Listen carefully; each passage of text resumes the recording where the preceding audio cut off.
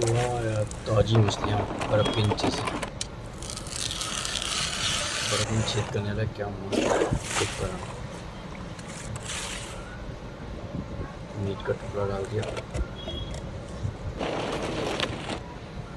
ये भी सही स्टाइल है।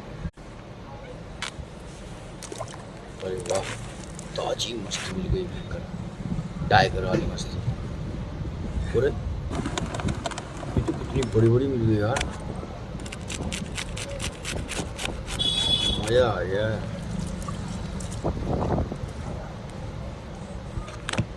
ताजी, वाह, हल्का नमक लगा दिया।